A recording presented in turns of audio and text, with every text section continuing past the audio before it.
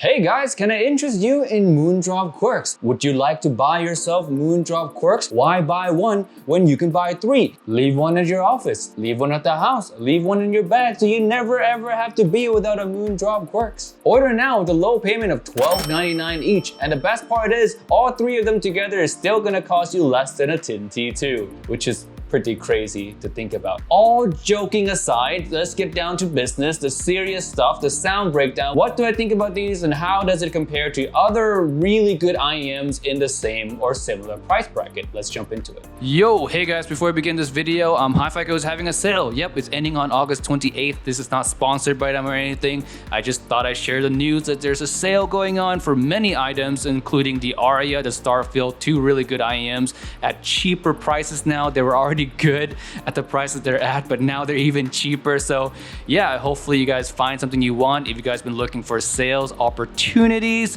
there you go. Hifigo is having a sale. I'll leave a link to their site down below. Now on to the video. So here's a quick unboxing of the Moondrop Quarks. As you can see here, it's a very simple box. There's really not much to it. In the back, you'll find the frequency response graph and some more information on the IEM. Opening up the box, you'll find the wearing guide.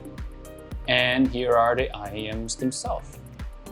Behind the IEMs, you do get a little carrying pouch, and inside are the tips. These are standard Moondrop stock tips. They're not the best, but they'll get the job done. Here are the IEMs themselves up close. Now the cables are non-detachable. These are bullet style. They're very light and comfortable. I don't even feel them in my ears at all. The cables I find to be very comfortable. They don't get tangled that easily, which is also very nice. And the quality of the cables is better than majority of them out there at a similar price tag. A reminder again that you can't switch the cable, so this is the cable that you're gonna be stuck with. And lastly, 3.5 termination. Hey friends, Timmy, welcome back to another video on Kids Audio. And today we have the Moondrop Quarks. This thing is $12.99, new IEM from Moondrop, new budget-friendly IEM that literally anyone can buy. The price being where it is, $12.99, it costs just about the same as any IEMs or any earbuds you can find at your local Walmart, at your local Target. Even if you go to Ross or Marshall's here, if you live in the United States, you're gonna find IEMs at around $5 to $10, $5 to $15. These slot right in to that price bracket. And within that price bracket, if you're talking in the context of America, $12.99, these are probably the best quality you can grab for $12.99. Now, of course, it has some competitors like the Tons Gym Tanya coming in at around $21. We have, of course, Moondrop's own Spaceship that was released a while ago. And of course, we can't forget the Blonde 03. I'm gonna be comparing that one as well because it is relevant. It's similar enough in price tag to where you're either gonna buy this one or the Blonde 03 if you have an extra 10 bucks, all right? So with all that out of the way, let's jump into the bass. So the bass response on the Quarks, it does have bass. It does have sub bass, but it's very much overshadowed by how forward the upper mid-range is, how forward the vocals can be, especially if you listen to songs with a lot of female vocals. You're gonna feel like that bass, where is it? Where did the bass go? Because the female vocals are just so powerful that it covers up a little bit of that bass power. Unless you turn the volume up a little bit more, then you start to pick up more of the bass. But it is there. You do get a mid bass and a sub bass, but arguably it's not gonna have that thump and slam that a bass head would enjoy. It's really lacking in that front. It's more of a smooth bass response, if you will, more of a rumble than a slam.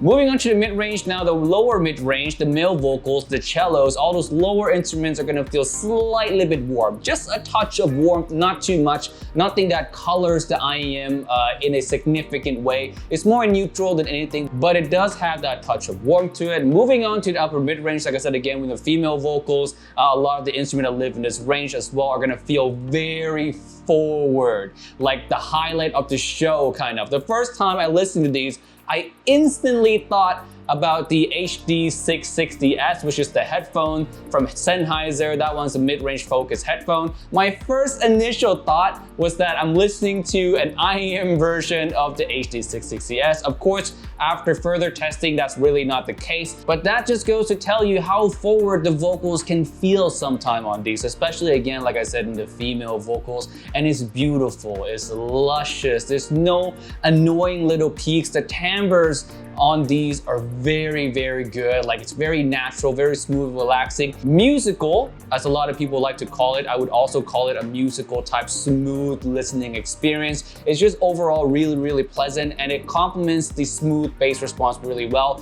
The overall vibe of this IEM, as you notice later on in this video as well, is that it's just a very enjoyable, relaxing, smooth listen. There's really nothing that I can outright fault about these IEMs, and for me, that's what's really, really impressive. When you're talking $12.99, you're not really expecting extremely good quality or extremely good tuning, but the tuning on these are really well done. You'll be hard pressed to find any real fault about these IEMs.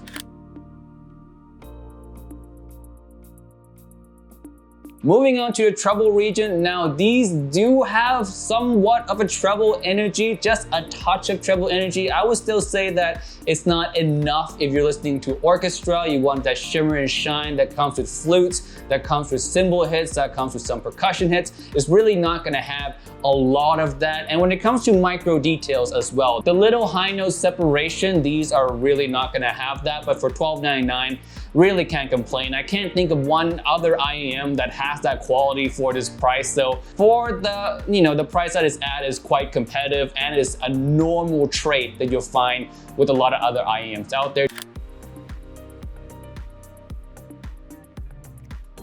The details overall on these are just not gonna be as good as anything $50 and above. Let's just throw that out there right now. Technical performance, details, and separation, these are gonna be sub $50 quality. I would even go as far to say that the Blonde 03 have more details than the Quarks does. Now, not to say that these don't have details at all. The macro details is nice, the vocals, the mid-range, the bass, and the treble are clearly distinct, but when you dig deeper into the little nuances, the micro details, the separations, the attack and the decay, all of that starts to feel a little bit meshy or a little bit bunched up together. But again, like I said, for $12.99, it's just a trait that a lot of the IEMs at this price kind of have. So it's really not a bad trait per se, judging purely on the price.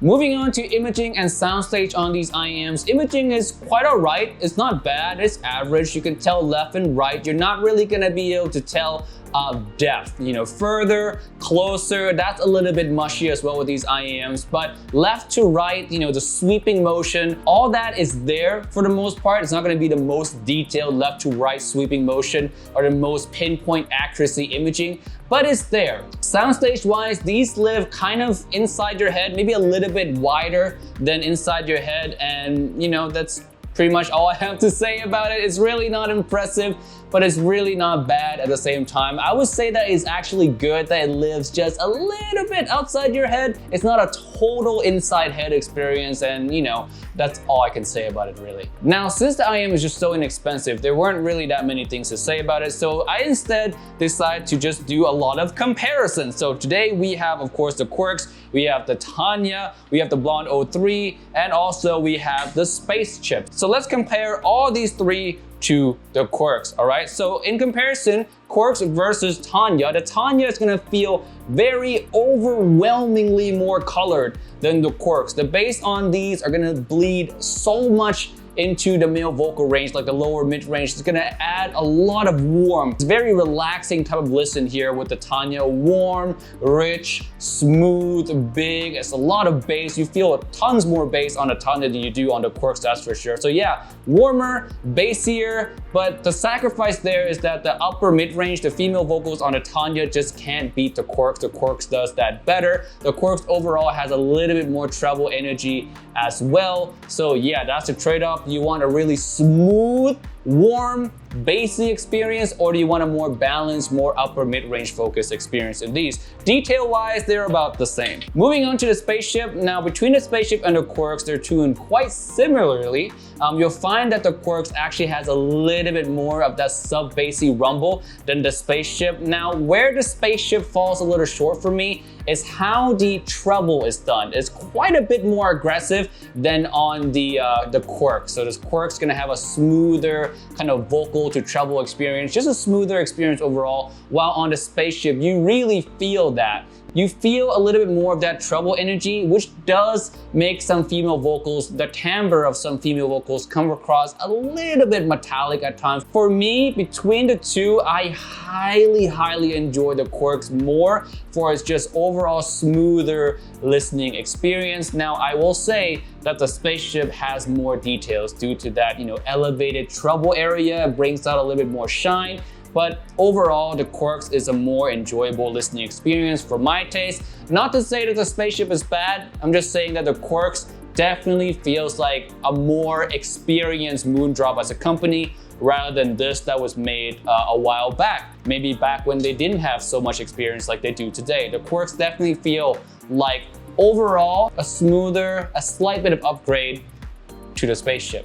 On to the Blonde 03. Now the Blonde 03 is gonna have the Quarks beat in many areas. Namely, the bass on the Blonde 03 is gonna be more present. It has a little bit of a warmer mid-range as well, so male vocal is gonna feel a little bit more full. Female vocals on the Blonde 03 is also really nice. It does have a lot more treble energy than the Quarks as well. So those little micro details, those little shimmer and shines, the flutes, all the instruments I lived in the treble region is gonna come across more clear on the Blonde 03 overall. In terms of the vocal experience, female vocal experience, I would still say I prefer the Quarks because the Blonde does have a little bit of that treble peak or treble spike that is really sensitive to my ear. So some female vocals does come across a little bit peaky at times from my personal taste. So female vocals, these would win. But in everything else, details, bass, male vocals, treble energy, the Blonde just has the Quark beat. All right, guys, that's it for this video today. Thank you so much for watching. Don't forget to check out our Facebook group. You get these videos early, about a day or about a few hours earlier